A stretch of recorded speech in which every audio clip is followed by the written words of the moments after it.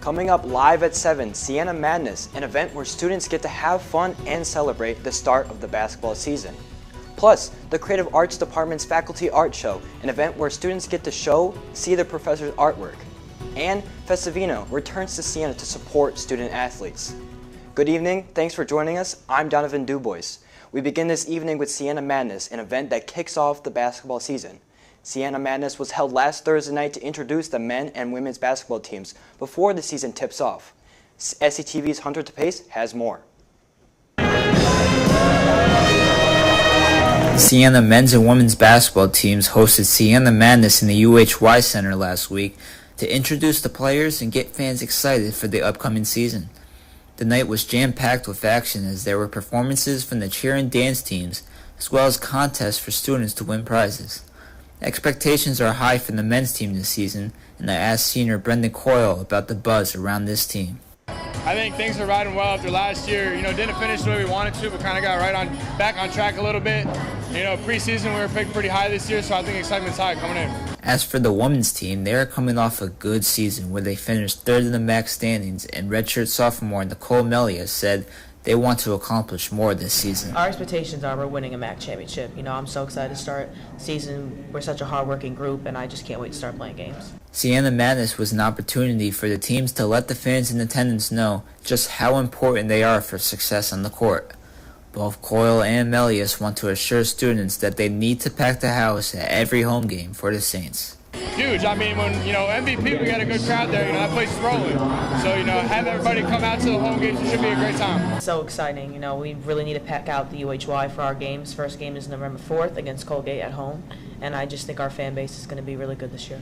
The season starts for both teams next week as the men will host Bryant at MVP Arena on Monday night, and the women will hope to pack the UHY Center on Tuesday night against Colgate. Reporting for SCTV, I'm Hunter DePace. Thank you, Hunter.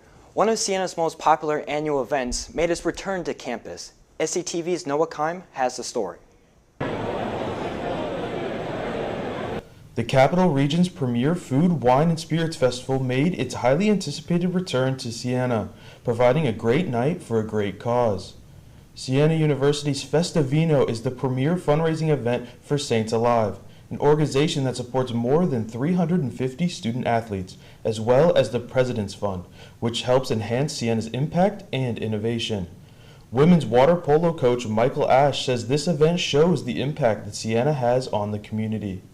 Siena is a special place, and the fact that there's so many people from the community here supporting us just shows how important we are to the community, and it shows that they're invested in what we're doing and the mission that we are trying to create here at Siena.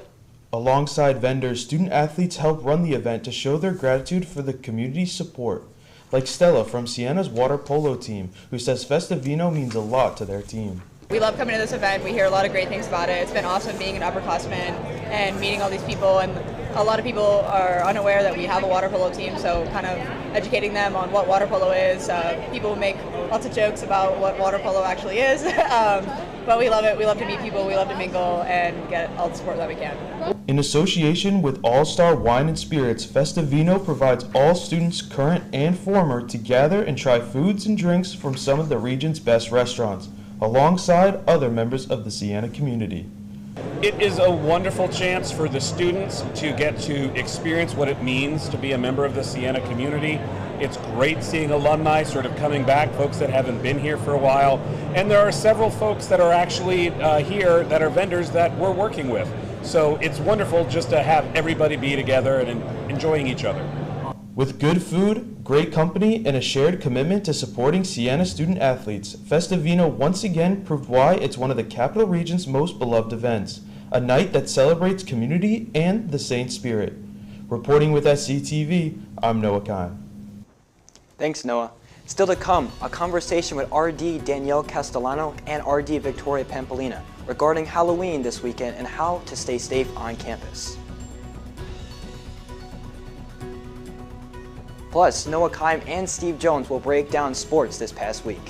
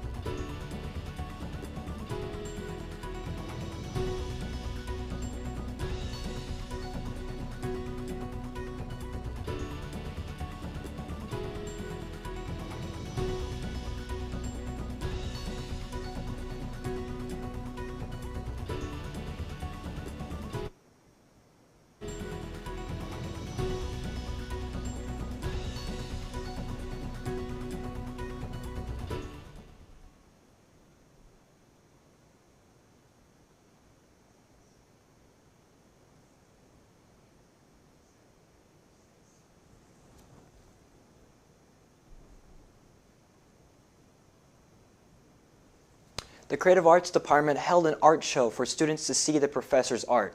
Here is SCTV's Bella Spasalo with more. Siena University Creative Arts Department held its annual faculty art show, giving students the chance to see their work their professors create outside the classroom. I got a chance to speak with creative arts student Samantha Castell at this event. I really like Professor Scott Foster's painting of a house. He's shown us our work several times in class, and I have had him for several classes, so I feel like it's cool to be able to see what he's made because I know that he makes a lot of similar work to that. I asked Professor Katria Foster what she hopes students learn from this event. It's very important for faculty and students to connect in a professional manner. Our students are learning to be artists. Creative Arts Faculty Art Show was a very important event for the Creative Arts Department. Reporting for SCTV, I'm Bella Spazzato. Looking for a tasty treat and a way to give back? The Field Hockey Club bake sale is the perfect solution. Today, outside the student union, the Field Hockey Club team held a bake sale as a way to raise money for their season. The money will be used to buy new jerseys and help to cover general expenses. And you can be sure there was no shortage of delicious desserts to choose from. We have everything from, we have chocolate chip cookies, different variations of cookies, brownies, brookies, and chocolate covered pretzels, and Rice Krispie treats. And then we also have a raffle basket to raise money. The Field Hockey Club is hoping to host more fundraisers like this in the future. For more information, visit the Field Hockey Club Instagram at Saints Field Hockey.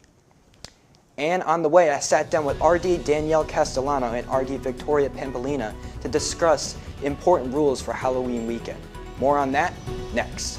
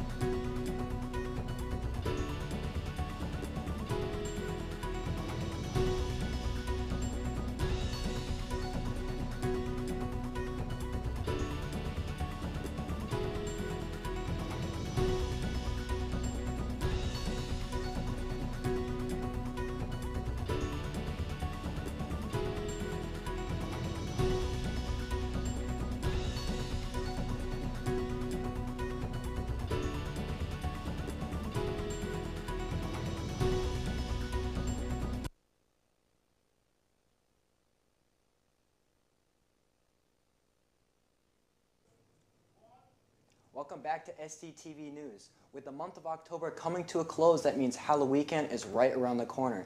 Although this weekend can be memory-filled, it is still time to prioritize safety. To speak on Halloween weekend safety, I have residence directors Danielle Castellano and Victoria Pampolina. Hi guys, welcome to SCTV News. Hi, Thanks so much for having us. Thank you. Would you guys like to talk about just what a brief overview of what your residence director position is like? Yeah, absolutely. So I'm a residence director. I oversee Hennepin Hall this year.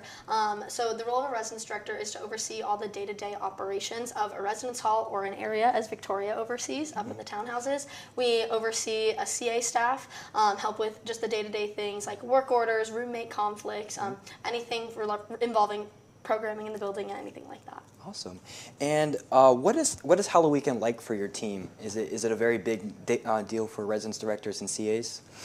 Yes, it's a little bit of a busier weekend for us. It's usually one of our weekends that we see the most guests on campus. So it does get a little bit busier, a little bit rowdier, just given the weekend. A lot of excitement for dressing up and hanging out with friends that weekend. So safety becomes our number one priority that weekend. Yeah. Awesome. And what can students do to prioritize safety? Because I know that it can get really crazy and a lot of people like to have fun, but sometimes it can go too far. Yeah, that's a great question. I think one of the most important things we always tell students in revolving safety and just being on campus, always have public safety's phone number in your phone, whether you're going to be on campus, off campus, anything of that nature. Most importantly, we want folks to look out for one another, stay in groups, stay with their friends, be mindful of the activities that they're doing, especially in the houses. Be mindful of who you're letting into your house, keeping the doors locked, anything of that nature. What about you up in the houses? Yeah, I mean, you covered a lot of it. Locking your doors, even if you're down campus, is always one of our number one suggestions for keeping yourself safe and your belongings safe as well. An open door is an invitation to people who should not be there. So if you keep your doors locked, you're going to keep yourself safe. But like Danielle said, the buddy system is really important this weekend. Keep looking out for each other. If at any point you're not feeling safe, just calling public safety or flagging down a CA.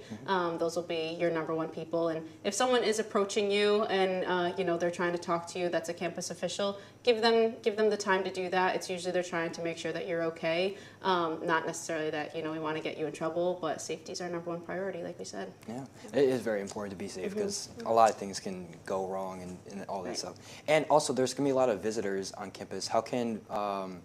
What can residents do do they have to fill out a form for visitors at all? Yeah, that's a great question.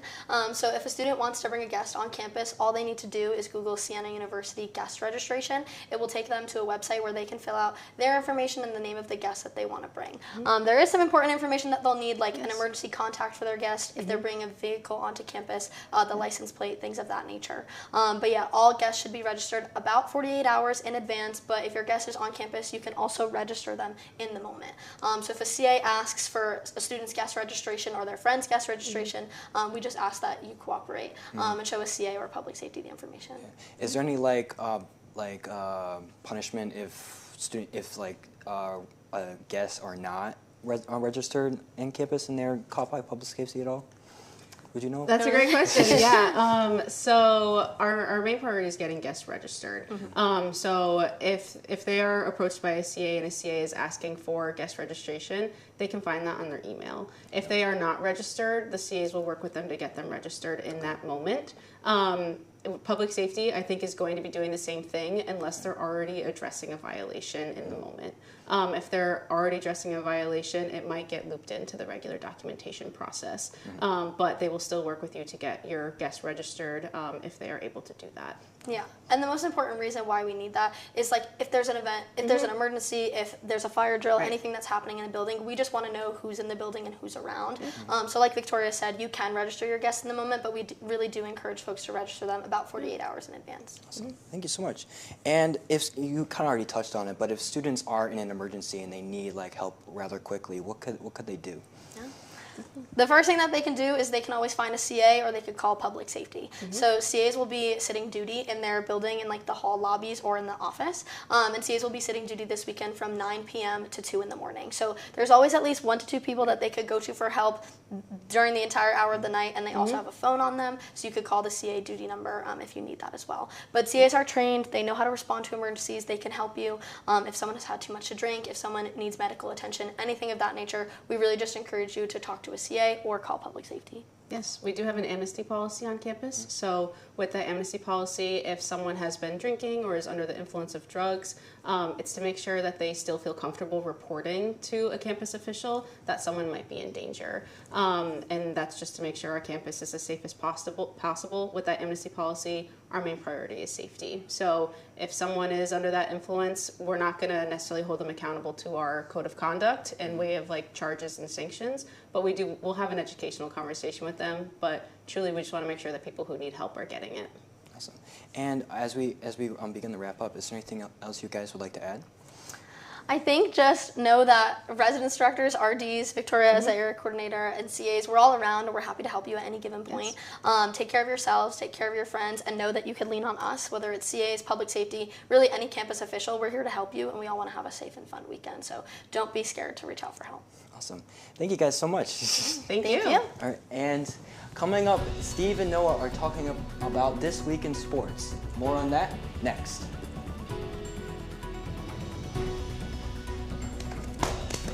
Look at that, we did it! We've been on camera.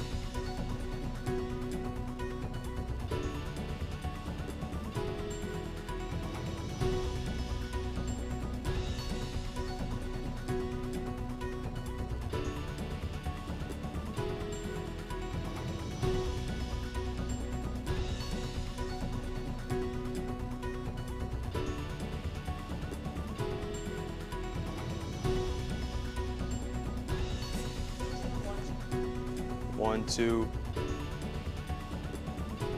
I do. 1, 2.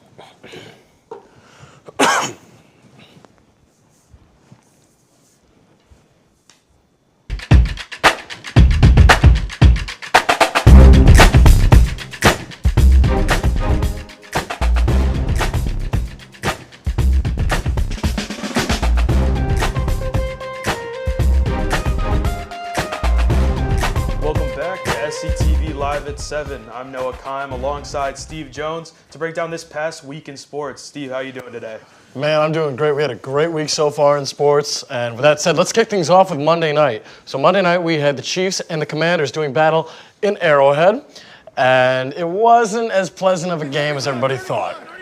Patrick Mahomes and Travis Kelce leading the boys out of the tunnel, and it truly was a beatdown at Arrowhead. But Patrick Mahomes did not look great at first, my friend. Did not. And, I mean, the Commanders didn't look great either. They started off playing great on defense, but they really felt the loss of Jaden Daniels in this game. No Jaden Daniels hurt, but the return for Terry McLaurin was felt. It was a positive sign for the Commanders. After a scoreless first quarter, Travis Kelce and the Chiefs offense thinking they have something going until the Commanders try to get a turnover, and they do successfully. The second turnover of the game, mind you. Still scoreless, 2 turnovers already. Mahomes is looking to get going, and he does with his running back, Kareem Hunt, reaching the end zone. in the red zone. That's the first score on the board. The Chiefs lead 7-0. First and goal inside the 1. They score now. Marcus Mariota looking for an answer. Looking. Throws a beautiful pass, a rainbow to Terry McLaurin. That was ruled at first incomplete. Then after a lengthy review, both of his feet got in. A little toe tap action, Yeah, Noah. how about that footwork? I mean, he's had a slow start to the year, but he's clearly getting going. Too bad he's out with injury once again, but hope he can get back soon and keep it going. That would take us to 7-7 until a little check down from Patrick Mahomes would get the Chiefs some yardage. With one man to beat, Travis Kelce tackled down inside the 10, giving the Chiefs once again some red zone advantage coming out of a tie at halftime. And Patrick Mahomes, of course, now inside the 3, looking. It's Kareem Hunt again.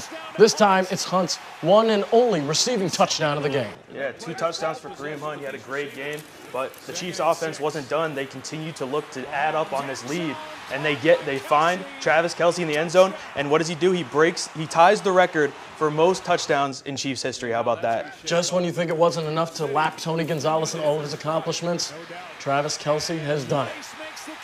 Rashee Rice as well. It was a big night for him.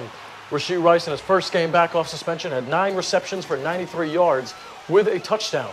He averaged 10.3 yards a throw, Noah. Yeah, what a night for Rashee Rice. Can't have much better of a bounce-back game than that, and the Chiefs take the victory against the Commanders on Monday Night Football. Now we go to Tuesday night, where the Knicks headed down to Milwaukee to take on the Bucks. We got Jalen Brunson and Giannis Antetokounmpo, 2 stars, not much more you can ask for. Unfortunately, though, we did have some key players missing on both sides of the ball.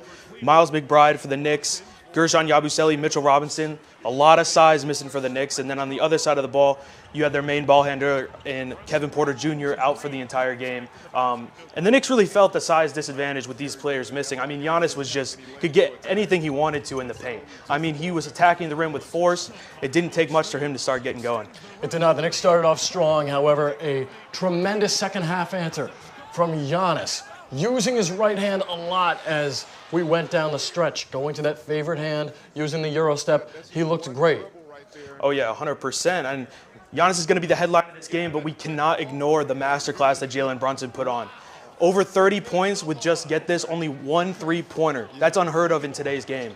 I mean, 1 3-pointer, he gets all his work in the paint, and this is a guy who's just over 6 feet tall. I mean, we're almost the same height, and he's putting up almost 40 against some of the best players in the NBA. This is incredible. It was 36, 4, and 3 for Brunson as he went 4 for 25 from the field, as you mentioned, 1 for 5 from downtown, 7 for 9 at the charity stripe. But also for the Bucks, it was the new kid in town. How about Ryan Rollins? Oh, man, with Kevin Porter Jr. missing, he knew he had to step up big for this team to get this key win at the beginning of the season, and he did just that. He was everything the Bucks needed and more at that point guard position.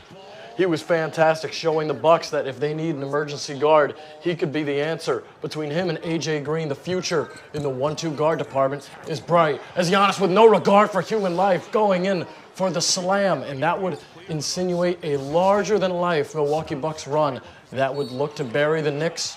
And courtesy of Giannis and Ryan Rollins, that is exactly what they did. Yeah, throughout this game, I mean, it was a pretty tight-knit game going into halftime and then most of the third quarter, but eventually the Bucks just had an avalanche against the Knicks. I mean, they just broke away, and mostly behind the back of that man right there, Giannis Antetokounmpo, who's going to try to get another MVP. He's trying to prove some people wrong. People are saying he's not the same player he used to be. He's proven to them that he is that same player and maybe even just a bit better. And we talk about Giannis, I mean, and everyone gets to give credit to the Bucks, but some players that did not play well with the new free agent acquisition in Miles Turner, he did not have a good game tonight.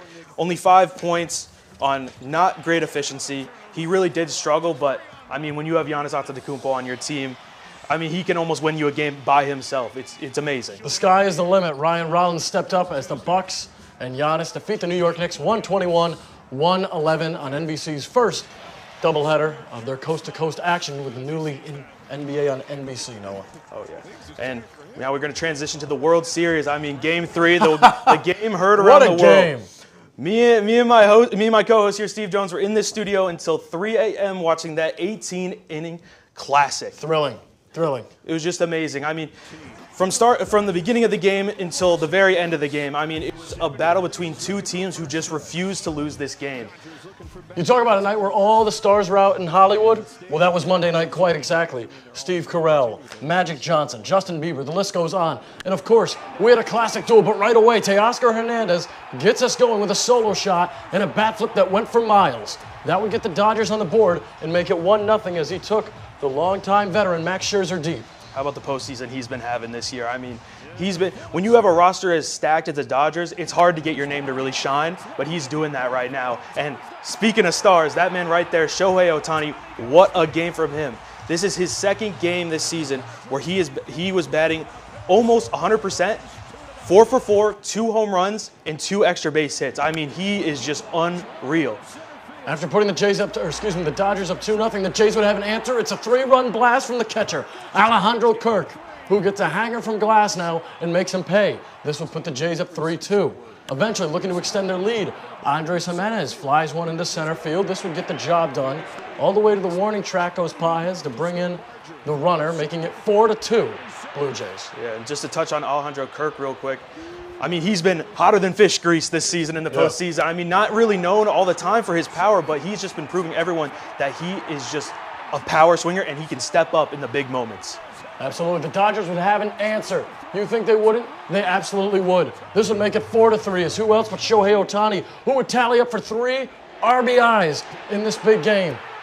Oh, yeah, in this game, it was exciting, real exciting through almost the entirety of it. I would say through 7 innings, we had runs being put on the board. We had big hits to come from behind. But then once we started creeping into those extra innings, that's when it just became a pitching duel, a bullpen duel. Both teams absolutely reaching into their bag to try to pull out this win. And I mean, at one point you have the Blue Jays contemplating putting in Shane Bieber, the next game starter. You have Yamamoto warming up at one point, who pitched 2 days prior to this, who in any other circumstance would not be prepared for this game, but it was just an absolute shootout. Bottom of the 7th, Shohei Ohtani. Dodgers looking for an answer. He takes a 98-mile-per-hour fastball the other way to tie this game at 5. And as this game wore on, I mean, the Dodgers were looking for a hero in this game, and they really were. And that hero goes by the name of Freddie Freeman, the same man who just last season in the same spot hit that walk-off grand slam. He does it again with a walk-off in the bottom of the 18th inning to bring the Dodgers home to take a 2-1 series lead. Just an amazing game. An all-time fall classic as the Blue Jays would then, less than 24 hours later, with Shohei Ohtani on the mound, have a 6-2 win that evens us at 2. Game 5 tonight on Fox at 8 p.m. Well, that's all the time we have for tonight, folks. Thank you for joining us at SCTV Live at 7. We'll be back again with you next week as me and Steve, once again, will break down the start of the college basketball season. Follow us on Instagram at sienacollege.tv, or you can find us here on the Siena Communications Program YouTube page. Have a great night, everybody.